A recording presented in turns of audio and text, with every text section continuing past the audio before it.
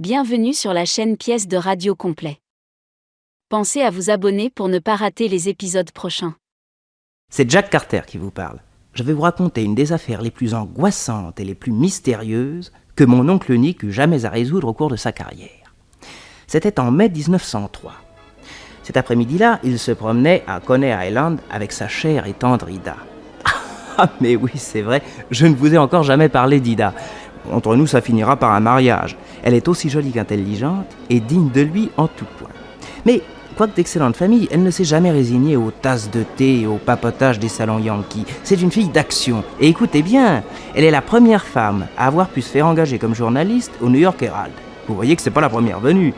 Elle se passionne pour les affaires criminelles et vous pensez si elle est drôlement servie avec l'oncle Nick, qui parfois fait appel à son flair et à la sûreté de son instinct de femme.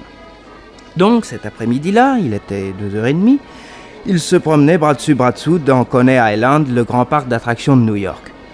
Après 2 tours de montagne russe et une promenade sentimentale sur la rivière enchantée, les voilà qui s'arrêtent devant un stand peint en rose saumon. Imaginez-vous l'Acropole, en plus petit naturellement. Sur la façade, 6 marches qui montent à une plateforme garnie d'affiches hurlantes. Mais moins hurlante tout de même que l'aboyeur galonné d'or qui harangue les passants.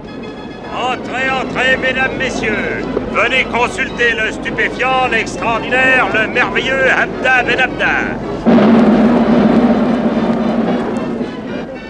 Il vous prédira votre avenir. Il lira votre destinée comme dans un livre ouvert. Astrologie, sciences occultes, magie, tarot, ligne de la main ou marque de café, Abda Ben Abda est le maître suprême de tous les secrets. Abda Ben Abda a été décoré par les plus grands princes de la Terre et diplômé par toutes les expositions universelles. Il est celui que vous attendiez. Venez le consulter, il ne vous en coûtera que 25 cents. Vous, mademoiselle, qui avez de si beaux yeux, Abda Ben Abda vous dévoilera le nom de l'homme qui va vous demander en mariage. Vous, monsieur, qui vous drapez dans cette superbe cape à la rocambole, Abda Ben Abda vous donnera le moyen infaillible de réussir dans toutes vos entreprises. Et vous, jeune homme, qui avez une mèche à la Napoléon, il vous dira quelle haute destinée vous attend vous aussi. Oui, mesdames et messieurs, à tous, tant que vous êtes, Abda Ben Abda vous apporte le bonheur. Le bonheur pour 25 cents. Avouez que c'est un cadeau auquel vous ne vous attendiez pas. Alors entrez donc, mesdames et messieurs, n'hésitez pas. Abda Ben Abda vous attend. Nick, si on y allait? Quoi? Ça t'amuserait? Oh oui! Bon, eh ben, je t'offre ça. Ah, très bien, madame et monsieur. Montez donc et soyez les bienvenus. Je vous fais tout de suite entrer dans le salon d'attente. Passez, madame, passez, monsieur. Voilà. Le maître est actuellement avec une cliente. Sitôt qu'il aura fini, il vous fera entrer dans son cabinet. Excusez-moi, je vous laisse. Je retourne où le devoir m'appelle. Entrez, mesdames, messieurs. Venez consulter le stupéfiant, l'extraordinaire... Oh, il nous embête. Ferme la porte. Abda Ben Abda. Tu sais pourquoi ça m'amuse de consulter ce charlatan? Ah, ça, non. On m'a dit qu'il n'était pas plus oriental que toi et moi. Quoi? En réalité, il paraît que c'est le frère de Edith Hamilton. Edith Hamilton? Qui est-ce? Oh, la jeune comédienne qui joue la dame aux camélias au Royal Theatre à Broadway. Ouais. C'est elle que tu as été applaudir hier soir. Oui. Ça m'amuse de voir si le frère est aussi bon comédien que la sœur. Oui, bah dis donc, j'espère qu'il va pas nous faire attendre pendant 1 heure. Chut! La porte du cabinet de consultation est entr'ouverte. Attends, je vais jeter un petit coup d'œil. Oui. Qu'est-ce que tu vois? Rien. Y a personne. Comment y a personne? L'aboyeur nous a raconté qu'il était avec une cliente. Je vois des oiseaux empaillés, des têtes de mort, puis la carte du ciel. C'est tout. Ah si, il y a en face de la table un grand fauteuil Louis XIII qui nous tourne le dos. Attends, je crois qu'il y a effectivement une femme assise. C'est curieux, elle ne bouge pas. On dirait qu'elle dort. C'est bizarre. Laisse-moi voir. Ce type est peut-être un hypnotiseur. Oh non, il resterait auprès d'elle. Tout ça ne me paraît pas très normal. Oh bah tant pis, j'entre. Hein. On verra bien. Pardon, monsieur. Monsieur Abda Ben Abda. Il n'est pas là? Pourquoi s'est-elle endormie? Oh, mais c'est Edith Hamilton! Sa sœur? Oui? Mais elle est peut-être souffrante. Mademoiselle! Mademoiselle! Oh, regarde. Oui, Là, son corsage à la place du cœur. mais il y a du sang? Oui. Je vais appeler la boyère. Ah oui.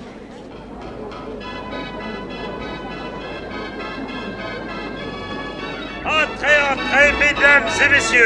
Astrologie, sciences occultes, magie, tarot, ligne de la main. Arrêtez. Oh, quoi? Écoutez-moi. Quoi, qu'est-ce qu'il y a? Venez vite, par ici. Qu'est-ce qui se passe? Mais nous sommes entrés dans le cabinet de consultation et... Tenez, regardez. Quoi, c'est Edith? Elle s'est endormie? Mais non. Son cœur ne bat plus. Elle est morte. Bon, alors, donc, c'est pas possible. Mais regardez cette tache de sang sur son corsage. Bah, elle s'est blessée, mais... Non, elle vient d'être assassinée, une balle en plein cœur. Une balle de revolver? J'ai rien entendu. En bas d'où vous étiez, ça aurait été difficile. Ah non, mais... Ses bijoux? On lui a volé ses bijoux? Où est Jerry? Qui est Jerry? Mais Jerry, c'est Abda Ben Abda, quoi. Son vrai nom, c'est Jerry. Mais pourquoi n'est-il pas auprès de sa sœur? Pensez-vous que ce pourrait être lui, l'assassin? Oh, allons donc, lui, Bon, pourquoi? en tout cas, son absence ne plaide guère en sa faveur.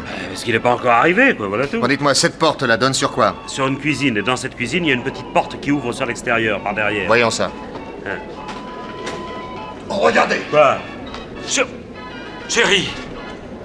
Jerry! Ah bah, lui aussi a reçu une balle en plein cœur. Et il est mort. Oh non, c'est pas vrai. Mais dites-moi que c'est pas vrai, quoi. Tenez, la porte du dehors est restée ouverte. L'assassin a filé par là. Forcément, puisque moi je suis resté tout le temps à l'entrée. Mais qu'est-ce qui s'est passé, quoi? Qu'est-ce qui s'est passé, quoi? Faut appeler la police tout de suite. Pour le moment, c'est inutile puisque je suis là. Bah vous, qu'est-ce que vous êtes, vous? Nick Carter. Nick Carter. Que vous êtes le célèbre Nick Carter? Oui. Oh, alors, monsieur Carter, vous allez découvrir l'assassin des deux êtres qui m'étaient le plus cher au monde, n'est-ce pas? Vous allez le découvrir. Je vous promets tout au moins d'essayer. Hier encore, nous étions tous les trois heureux, gais, confiants dans l'avenir. Et puis aujourd'hui, ces deux cadavres. Qu'est-ce qui a pu se passer? C'est ce que nous allons tenter de savoir. Mais d'abord, il faut fermer le stand. Oh. Ah, le stand, oui. Excusez-moi, je suis perdu. On le serait à moi, mon vieux. Et Ida, tu vas être gentille? Oui. Va fermer la porte d'entrée sur le devant. Comme ça, les gens s'en iront d'eux-mêmes. Oui. Vous étiez très amis avec votre patron? Oh, il n'était pas mon patron, mais mon associé. Ah oui? Et malgré son teint basané, son nez busqué et sa barbe noire, Oui. il n'était pas arabe. Non, il était américain. C'est pour le métier qu'il se déguisait en oriental. Nous avons été cow-boys ensemble, monsieur Carter. Nous avons marqué les bœufs ensemble, vécu et cherché fortune ensemble. Ah, je vous prie de croire que si jamais je trouve le gredin qui me l'a tué... Allons, mon vieux, allons, calmez-vous. Oui. Alors, vous étiez associé dans cette affaire d'astrologie. Oui. Nous avions besoin d'une certaine somme, et comme Jerry avait un don assez étonnant pour lire dans les cartes et les lignes de la main, nous avons eu l'idée de prendre ce stand à Coney Island. Moi, j'attirais les clients avec mes boniments, et puis lui, il donnait les consultations. Et beaucoup de clients sont revenus pour nous dire que ces prédictions s'étaient entièrement réalisées. Ils nous envoyaient du monde. Mais en réalité, comment s'appelait-il? Jeremy Hamilton. Et vous? Victor Burns. Non, on m'appelle Vicky. Tout de même une chose qui m'intrigue. Comme sa sœur, votre ami a été tué par une balle de petit calibre. À se demander comment un adulte a pu se servir d'un pareil bijou. Oui, ça, je me le demande aussi. Venez, retournons dans le cabinet et examiner l'autre victime. Edith. Nous étions fiancés. Vous deviez épouser Edith Hamilton? Oui. Et à la voir là, je peux pas me faire à l'idée qu'elle soit morte. Regardez, on croirait qu'elle dort. Oui, c'est d'ailleurs un second détail curieux. Étant donné que l'assassin n'a certainement pas pris la peine de lui fermer les yeux, il faut en conclure qu'elle a été tuée pendant qu'elle dormait. Oui, mais qu'elle se soit endormie dans ce stand à cette heure-là, ça, vraiment, moi je comprends pas. Nick, d'après toi, enfin, comment les choses se seraient-elles passées? Pour moi, une fois assise, Edith Hamilton s'est endormie brusquement. Fatigue, malaise, drogue, ça, c'est ce qu'il faudra essayer de savoir. À ce moment-là, l'assassin s'introduit par la petite porte de derrière, et la voyant endormie, il lui vole ses bijoux. Elle va pour se réveiller, alors pour l'empêcher de crier, il la tue, d'un coup de revolver. Soudain, son frère entre. L'assassin tire sur lui à bout portant et s'enfuit. Alors le vol serait donc le mobile du crime. Mais sans aucun doute, madame. Quel bijou avait-elle? Il avait un collier, un bracelet, une broche et une bague. Ah mais oui! Elle les avait hier soir pour jouer la dame aux camélias. Je les ai remarqués. Elle s'en séparait jamais. Ah, ils avaient une grosse valeur. Oh, non, aucune seulement. Ils représentaient des centaines de millions de dollars. Quoi?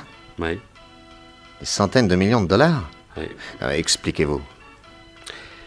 Dans l'intérieur de la broche, dans le chaton de la bague et dans les fermoirs du collier et du bracelet, il y avait une cavité. Et chacune de ces cavités contenait un des 4 morceaux d'un plan indiquant l'endroit où se trouve une certaine mine d'or d'une richesse incalculable. Une mine d'or. Oui. Asseyez-vous, Monsieur Burns, et racontez-moi ça tranquillement. Ah voilà.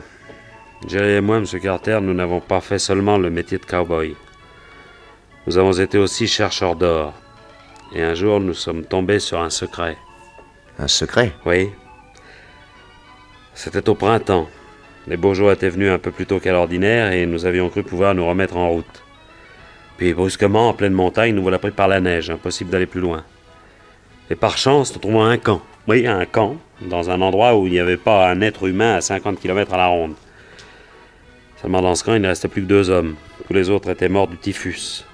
Cet hiver-là, l'épidémie avait fait des ravages terribles parmi les Indiens. Il y avait donc 2 survivants. L'un nous est passé dans les mains le soir même de notre arrivée, et l'autre est mort 2 jours après.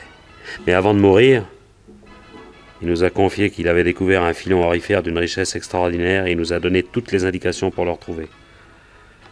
Nous avons enseveli chrétiennement ce pauvre type, et quand le printemps a été plus avancé, nous sommes partis, Jerry et moi, à la recherche du filon en question. Nous l'avons cherché tout l'été, rien. Alors, au premier froid, nous avons gagné les pays civilisés, et le printemps suivant, nous sommes repartis. Et cette fois, vous avez trouvé la mine? Oh non, madame. Non? Non, nous l'avons trouvée qu'au bout de 4 ans, la mine. Alors, pourquoi ce plan? Nous connaissions l'itinéraire par cœur. Mais si nous arrivait quelque chose à Jerry et à moi, nous voulions qu'Edith trouve facilement la mine et puisse l'exploiter à son propre compte. Alors nous avons tracé un plan très précis et elle l'a conservé dans une enveloppe. À la réflexion, nous avons pensé qu'elle pouvait la perdre, cette enveloppe, ou qu'on pouvait la lui voler. Alors nous avons réduit le dessin sur un papier plur 4 fois grand comme un timbre-poste. Nous avons coupé en 4, et chacun de ces morceaux, nous l'avons enfermé dans les 4 bijoux dont je vous ai parlé. Les bijoux dont Edith se séparait jamais, même en scène. Qui a fabriqué ces bijoux? 4 artisans dans 4 villes différentes des États-Unis. Donc, si l'assassin les a volés, c'était pour avoir le plan. Oh, il n'y a aucun doute là-dessus. Mais comment avait-il pu savoir que le plan était en 4 morceaux dans ses bijoux? Je sais pas, moi. Pour dormir, Edith les enfermait dans sa chambre au fond d'un coffre-fort. Alors, étant donné leur peu de valeur, la domestique s'est peut-être étonnée de ça. Possible. Ah, puis attendez. Oui. Je me souviens, un soir, elle a perdu sa broche au théâtre aussi. Puis elle a fait une telle histoire que ça a peut-être mis la puce à l'oreille de quelqu'un. Elle l'avait retrouvé? Ah oui, le lendemain. Et le papier était encore dedans? Oui. Oui, seulement on a pu l'ouvrir et constater sa présence à l'intérieur. Et dans ce cas, on aurait tout gardé. Oui, oh. À moins qu'on ait copié le papier et qu'on ait rendu le tout, pour ne pas éveiller les soupçons. Enfin, vous n'avez jamais dit à une tierce personne où se trouvaient les morceaux du plan? Non, non, jamais. Vous l'avez pas noté sur un carnet? Poursuivez-vous. Et Jerry? Oh, chérie, il était aussi méfiant que moi. Et vous et Jerry, vous arrivait-il de parler de ce plan entre vous? Oui, seulement on mentionnait jamais où étaient cachés les morceaux. Et avec Edith? Ah ben, on lui demandait quelquefois si les objets en question étaient toujours en sûreté. Elle nous répondait oui, puis c'était tout. Mais à ce moment-là, n'esquissait-elle pas des gestes qui auraient pu indiquer les cachettes à une personne à l'affût? Des gestes? Non, je crois pas. En tous les cas, ça m'a pas frappé. Pourtant, le fait est là. L'assassin était au courant. À bien réfléchir, savez-vous maintenant ce que je pense? Non. Eh bien, c'est que ce double crime a été bel et bien concerté. Non seulement pour voler les 4 bijoux qui contenaient le plan, mais aussi pour supprimer 2 des 3 copropriétaires. Et si j'ai un conseil à vous donner, Monsieur Burns, c'est de vous tenir dorénavant sur vos gardes. Évidemment. Tout à l'heure, étant donné l'endroit où j'étais, dehors et devant tous les badauds, il était difficile à l'assassin de me tirer dessus. Mais vous avez raison, maintenant qu'ils ont le plan, en ce qui me concerne, C'est peut-être que partie remise. Oui, vous êtes brave, je pense. Oh, je suis brave, oui, devant un danger que je vois clairement. Un homme qui s'avance sur moi avec un couteau, un chacal prêt à me sauter dessus, d'accord, mais risquer de recevoir dans le dos la balle d'un lâche à n'importe quelle heure du jour ou de la nuit, ça j'aime pas beaucoup, ça. Puis-je dire quelque chose? Je vous en prie. Hein. Chaque fois que vous parlez de la personne qui a tué, Oui. vous pensez à un homme. Oui. Moi, depuis le commencement, j'ai dans l'idée qu'une femme a trempé dans ce double crime, en admettant qu'elle ne l'ait pas commis. Qu'est-ce qui te fait croire ça? C'est plutôt une impression qu'une conclusion logique. Écoute, il s'agissait d'un secret confié à la garde de 3 personnes. Enfin, je parle des cachettes du plan. Ouais. Jerry et vous, Monsieur Burns, vous l'avez gardé jalousement. Mais par contre, Edith, elle, s'est trahie. Et à mon avis, elle n'a pu le faire qu'au bénéfice d'une femme, puisque fiancée, elle n'a aucun homme dans sa vie. Non, mais croyez-moi, une femme est derrière ce drame. Seule une femme pouvait deviner le secret de ces 4 bijoux. Enfin, ne sont-ils pas des parures essentiellement féminines? Oui, tu as probablement raison. Monsieur Burns, Oui. Edith est-elle venue seule ici? Quand elle s'est approchée du stand, oui, personne l'accompagnait. Ah, j'ai aperçu dans la foule l'ouvreur de portière du Royal Theatre, seulement ce pauvre type, il n'a vraiment aucune importance. Lui. Edith avait-elle des amis? Oui, 2 comédiennes. 2 comédiennes qui d'ailleurs jouent actuellement dans La Dame aux Camélias avec elle. Il y a Cornelia Swift et Jane Hopkins. Ah, mais je connais très bien Jean. C'est elle qui m'a donné des billets pour aller l'applaudir hier soir. Monsieur Burns, Jerry et vous, avez-vous déjà eu l'occasion de sortir avec ces 2 jeunes femmes? Ah, avec elle et Edith, oui, 2-3 fois. Je dois même dire que ce pauvre Jerry n'était pas insensible au charme de Cornelia. Il était même à peu près décidé à la demander en mariage. Il voulait se marier parce que pour s'en aller dans le bled, c'est pas bon d'être 3. Avez-vous parlé de la mine d'or devant ces dames? Oui, enfin Jerry l'a surtout fait pour Cornelia. Faut dire que la perspective d'aller s'enterrer dans un pays perdu ne lui souriait guère. Et comment a-t-elle réagi? Ah, elle a été visiblement très impressionnée. Et Edith m'a dit que depuis ce soir-là, les 2 filles ne cessaient de la questionner. Elle leur a répondu qu'elle ne pouvait leur dire qu'une seule chose, c'est que s'il arrivait quoi que ce soit à son frère et à moi, toutes les précautions étaient prises pour qu'elle puisse trouver facilement l'emplacement de la mine. Mais c'est de la folie! Ah bah oui, un peu. Vous pensez si on l'a attrapé pour avoir fait une réponse pareille? Enfin. Bon, alors il faut que maintenant j'aille prévenir la police. Ah, je voudrais jeter un dernier coup d'œil dans la cuisine. Oui. Oh, Nick! Regarde ce qu'il y a là derrière la porte. Mais c'est la broche. Oui. C'est la broche d'Edith. Eh ben en fuyant, le voleur l'a laissé tomber. Non. Non, je croirais plutôt qu'il l'achetait parce qu'en fin de compte, il n'en avait pas besoin. Comment s'ouvre-t-elle? Attendez, elle s'ouvre comme ceci. Voilà. Allez, le papier est encore dedans.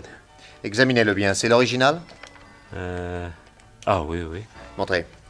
Oui. Ah. Oui, c'est bien ce que je pensais. Tenez, Burns, prenez cette loupe. Oui. Vous verrez que le dessin a été décalqué. Regardez, on voit au dos un léger relief partout où est passé le crayon. Ah oui, oui. En tout cas, cette broche servira à quelque chose. Elle prouve que vous avez dit la vérité. Vous croyez pas que la police va m'arrêter? Parce qu'étant donné que j'étais dans le stand au moment du crime... Non, ne craignez rien, on vous laissera en liberté pendant toute l'enquête, j'en fais mon affaire. Merci, monsieur Carter. Dites-moi, vous m'avez parlé tout à l'heure d'un ouvreur de portière que vous avez aperçu devant votre stand au moment où Edith s'était approchée. Ah, Fred, oui. Oh, ce pauvre garçon est resté un peu... Oh, resté, comme on dit, quoi, chez nous. Il est tombé amoureux d'Edith, et puis quelquefois, il lui est arrivé de la suivre des journées entières. Respectueusement, à distance, simplement pour le plaisir de la contempler. Alors, dans ces conditions, il pourrait peut-être nous dire ce qu'a fait Edith avant de venir au stand. Écoutez, le mieux serait d'aller le voir ce soir au théâtre, là. Oui, mais dans la journée, vous savez pas où j'aurai une chance de le trouver? Ah, attendez, peut-être chez Duncan. Oui, c'est un drugstore de la 17e rue. Il passe des heures à boire du lait. Bon, j'y vais. Auparavant, Ida, nous allons avertir la police et le théâtre. Oh, je pense qu'Edith avait une doublure. Ah, oui, Jane Hopkins. Nick Carter obtint de la police que le pauvre Burns ne soit pas arrêté. Quant au directeur du Royal Theatre, il fit aussitôt porter un mot à Jane Hopkins pour l'aviser qu'elle aurait à jouer le soir même le rôle de Marguerite Gauthier. Mais, sur la demande de l'oncle Nick et jusqu'à nouvel ordre, on tint secrète la mort d'Edith. Puis Nick et Ida se rendirent au drugstore. Fred Adams, l'ouvreur de portière du Royal Theatre. Oui. Ah bah je l'ai pas vu cet après-midi. Si c'est pressé, poussez une pointe jusque chez lui. Comment vous connaissez son adresse? C'est dans l'impasse qui donne dans la 19e rue, là, tout de suite, à droite. Je vous remercie.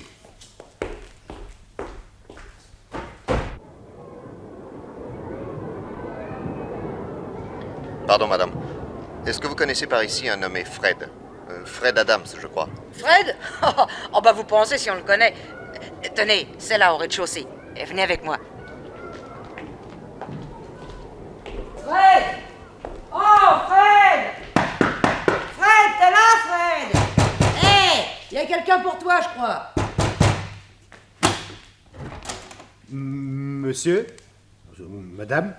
Qu'est-ce qu'il y a pour votre service? Dites-moi, c'est bien vous qui ouvrez les portières au Royal Théâtre? Oui. Parfait, je voudrais vous parler.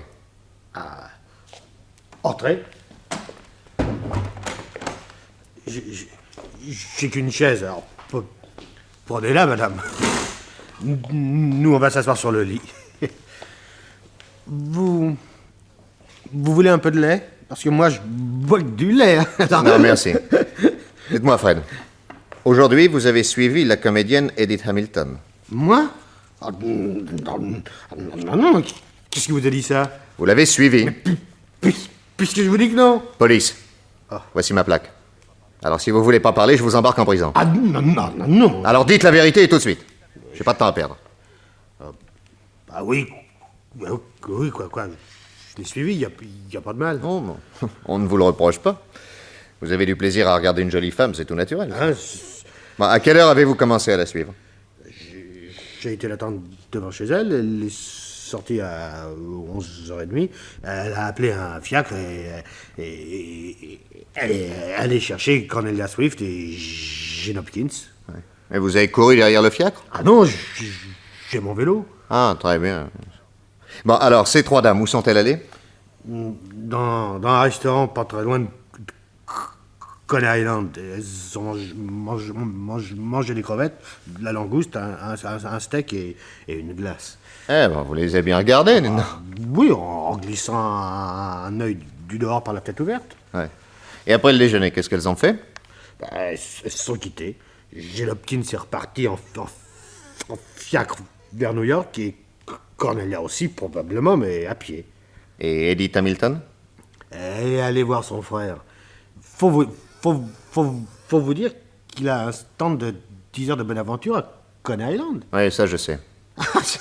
C'est curieux, vous dans la police, vous savez toujours tout. Ça... Bon alors, vous avez suivi Edith? Oui. Je l'ai vu entrer dans le stand de son frère et j'ai attendu. Et puis je sais pas pourquoi, un homme est venu chercher le type qui faisait le boniment et puis on n'a plus vu personne. Alors moi, je suis parti furieux. J'ai eu beau attendre, et Edith, elle est pas ressortie. À moins qu'elle ait filé par derrière. Mais moi, j'en avais plein les jambes. Je suis rentré chez moi, où vous me voyez en ce moment. Hein. Parce qu'ici, c'est chez moi. Et autour du stand, pendant que vous attendiez, vous n'avez rien constaté d'anormal? Pas vu un homme ou une femme qui rôdait par là avec un air bizarre? Ah, à un moment, il m'a semblé apercevoir le chapeau vert de Cornelia, mais des chapeaux verts, vous savez, hein, il y en a presque autant que de feuilles aux arbres. Rien d'autre? Ben, si, il y avait bien aussi un monsieur enveloppé dans une grande cape noire avec la figure couturée de cicatrices, une assez sale gueule, faut bien le dire. Il regardait à droite, il regardait à gauche, comme s'il y était quelque chose ou quelqu'un. Mais tout ça, hein, c'est des impressions à moi. Hein. Et pendant le déjeuner, il ne s'est rien passé d'anormal entre les trois femmes? Non. Vous mentez? Oh ça, rien qu'à votre façon de me regarder, Fred, je vois que vous me cachez quelque chose.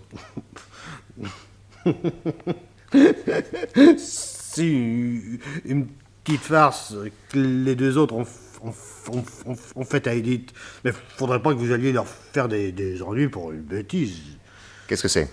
Eh ben, à un moment,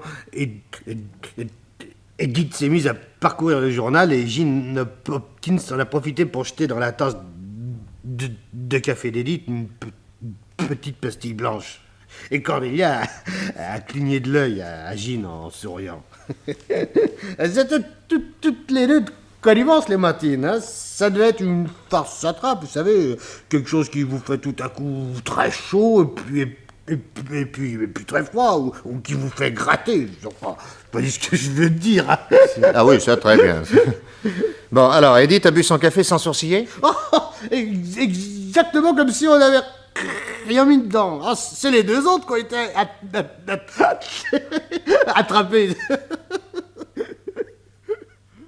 Après ça, l'oncle Nick est allé au Royal Theatre avec Ida, et là, ils ont attendu à l'entrée des artistes l'arrivée de Jean Hopkins. Oh, Ida, quel bon vent vous amène. Bonsoir, Jean. Je vous présente un de mes meilleurs amis, Monsieur Nick Carter. Mademoiselle. Monsieur Nick Carter, j'ai beaucoup entendu parler de vous, monsieur. Je suis très flatté, mademoiselle. Alors, Jean, vous devez être folle de joie. Pourquoi donc? Mais vous jouez ce soir le rôle de Marguerite Gauthier. Ah oui, figurez-vous que cette pauvre Edith doit être souffrante. Non, mademoiselle, Edith n'est pas souffrante. Qu'est-ce qui lui est arrivé? Elle est morte. Qu'est-ce que vous dites? Je dis qu'elle est morte. Empoisonnée. Nick! Mais Nick, elle se trouve mal. Attends, je vais la porter dans sa Ah oui, loge. tiens. Où est-ce? Tiens, au premier étage, c'est moi. Elle n'est pas plus lourde qu'une plume, cet enfant. Suis-moi. Qu'est-ce que c'est que ce bruit? Mais qu'est-ce qui... Oh mon Dieu! Mon Dieu, Gilles, ma chérie, qu'est-ce qu'elle a? Elle vient de se trouver mal. Vous êtes l'habilleuse? Oui. Ah, laissez-nous. Ah, mais non, par exemple, je ne la laisserai pas. Je suis son habilleuse, mais je suis aussi sa mère. Tenez, étendez-la sur le divan de la loge. Là. Oh, mon Dieu, mon Dieu, mon Dieu.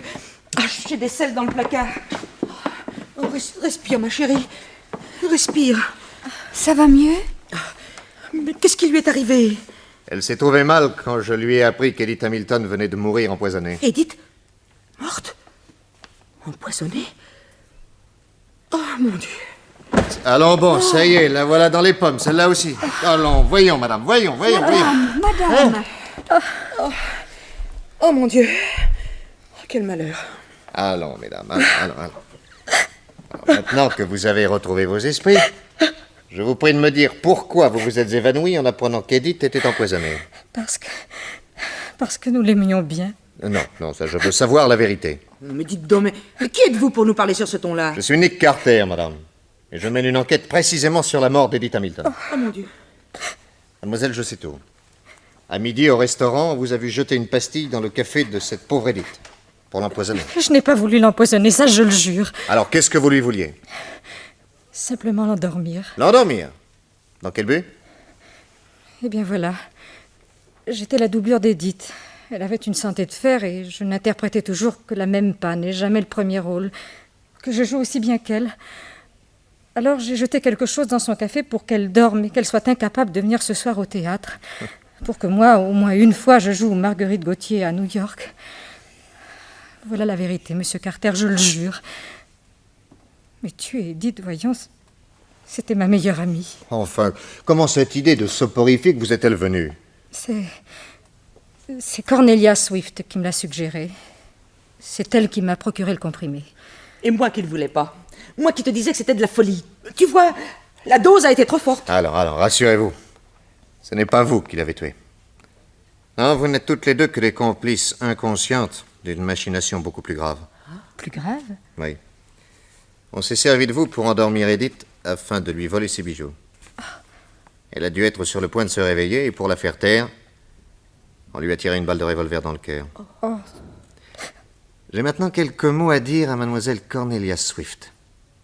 À tout de suite.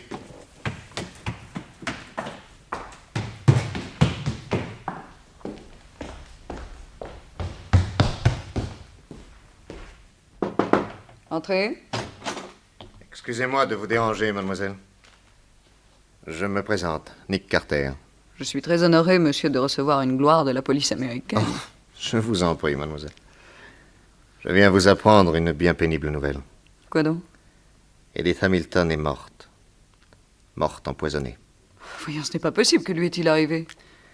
La pastille de soporifique que Jean Hopkins a versée dans le café de votre ami, et ceci sur votre suggestion, a eu ce tragique résultat. Non, monsieur. Si Edith est morte de quelque chose, ce n'est certainement pas à cause de cette pastille. Tenez, j'en ai ici dans mon sac. J'en utilise moi-même pour dormir. Et si j'ai suggéré à Jean de faire cette Comment dirais-je, cette mauvaise blague à Edith, parce que la pauvre Jean rêvait de jouer au moins une fois la dame aux camélias à New York, c'est parce que je savais ce produit parfaitement inoffensif. Toutefois, j'en revendique l'entière responsabilité si cela est nécessaire. Mais je vous le répète, il n'est pas possible qu'Edith ait été notre victime. N'importe quel toxicologue vous le dira. Eh bien, je m'en réjouis pour vous, mademoiselle. D'autre part, pourriez-vous me dire où vous êtes allée aujourd'hui, après avoir déjeuné avec vos deux amis? J'avais l'intention de rentrer à New York, mes réflexions faites, étant tout près de Coney Island, j'y suis allé faire un tour histoire de me changer les idées. Ah. Vous y voyez un inconvénient? Aucun. Une certaine personne, d'ailleurs, vous a aperçu. Qui? Peu importe. Je vous remercie, mademoiselle. Ah, je me suis laissé dire que vous étiez très amie avec Edith Hamilton. Edith était ma meilleure amie, monsieur Carter. Alors, dans ce cas, permettez-moi de m'étonner de vous voir si peu de chagrin. On jurerait qu'avant ma visite, vous saviez déjà qu'elle était morte. Et de quoi elle était morte. Je vous salue, mademoiselle. Visiblement, Cornelia Swift était parfaitement maîtresse de ses nerfs. Par contre, il y en avait un qui perdait complètement les pédales, et on le comprend, c'était Vicky Burns. Il est venu voir l'oncle Nick le lendemain, vers 6 heures du soir. Qu'est-ce qu'on peut faire, monsieur Carter? Qu'est-ce qu'on peut faire? Mais à propos de quoi, mon vieux? Mais qu'est-ce que c'est que ce pansement que vous avez autour du cou? C'est une éraflure, monsieur Carter. Une simple éraflure provoquée par une balle qu'on m'a tirée dans le dos. Quoi? Ah ben, ils ne perdent pas de temps. 10 cm plus à gauche et j'avais mon compte. Ouais. Et évidemment, le mieux que vous auriez à faire, ce serait de quitter New York au plus tôt. Pas seulement, il y a cette sacrée enquête. Et comment voulez-vous que je fasse? Vous avez bien vu ce matin que mon interrogatoire a duré 2 heures. Attendez. On pourrait peut-être obtenir que le magistrat se déplace et que vous ne bougiez plus de chez vous. Bon, rentrez tout de suite, j'en parlerai au coroner. Oh, merci, monsieur Carter. Vicky Burns s'en alla en rasant les murs. Nick Carter, sérieusement inquiet de voir ce pauvre gars risquer une balle entre les omoplates, descendit à toute vitesse et se mit à le suivre, prêt à sauter sur le premier passant qui aurait le moindre geste suspect. Soudain, à un carrefour un peu sombre, il s'arrêta sidéré. Burns venait d'être abordé par un homme au visage couturé, enveloppé dans une grande cape noire. Il faut dire que Burns semblait tout aussi étonné. Qu'est-ce que vous voulez? Vous parlez. Je sais le malheur qui est arrivé à votre ravissante fiancée. Et à Jerry, qui était votre meilleur ami, n'est-ce pas? Oui. Nous sommes très mal ici pour causer. J'aurais beaucoup de choses à vous dire. Qu'est-ce que vous avez à me dire? Entre autres, le nom de l'assassin. Vous connaissez l'assassin? Oui. Et puis, j'aurais une proposition à vous faire. Êtes-vous libre ce soir à 10h? Oui. Vous connaissez, je pense, le bois de pin qui se trouve derrière Coney Island? Oui. Il est traversé par la route de Philadelphie. Eh bien, non loin de cette route, à 500 mètres environ, vous verrez une cabane en planche, où l'agent de la voirie range ses outils. À 10h ce soir, je serai à l'intérieur. Je vous y attendrai. Entendu, j'y serai. Nick Carter vit les deux hommes se séparer, et il ne fit rien pour éviter Burns qui venait vers lui. Tiens, monsieur Carter. Dites-moi donc, je viens de vous apercevoir en conversation avec cet homme qui s'en va là-bas avec sa cape noire. Oui. Vous le connaissez? Non. Et pourquoi vous est-il abordé? Vous a pas fait de menace, au moins? Je sais pas, vous aviez l'air bouleversé. Oui, il paraît que c'est un ami de Jerry, qu'il a appris sa mort. Il me faisait ses condoléances. Ah, bon, vous me rassurez. Rentrez vite chez vous, mon vieux. La nuit est malsaine pour un type dans votre cas. Oui, ça, vous avez raison. Bonsoir, monsieur Carter. Bonsoir, Burns. Pendant cette conversation, Nick Carter n'avait pas quitté des yeux l'homme qui s'éloignait, l'homme à la cape. Il pressa le pas et se mit à suivre le mystérieux personnage à une distance convenable. Au bout d'un quart d'heure de marche, il vit l'homme entrer dans un drugstore et s'asseoir dans un coin retiré. Nick entra sous un portail. En un clin d'œil, il retourna son veston, remplaça son chapeau par une casquette de touriste, il se colla sous le nez une grosse moustache à la française, et la pipe au bec, il entra dans le drugstore comme un brave provincial qui vient de débarquer. Il commanda un verre de stout et attendit. Un quart d'heure plus tard, une femme entra. Cornelia Swift.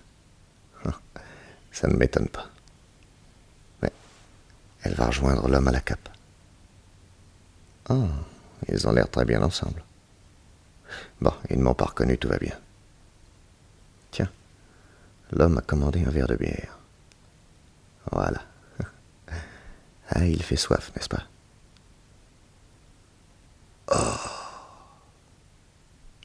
Ça alors, je ne m'y attendais pas. Oh, ça alors. Une demi-heure plus tard, l'homme à la cape et Cornelia se séparaient.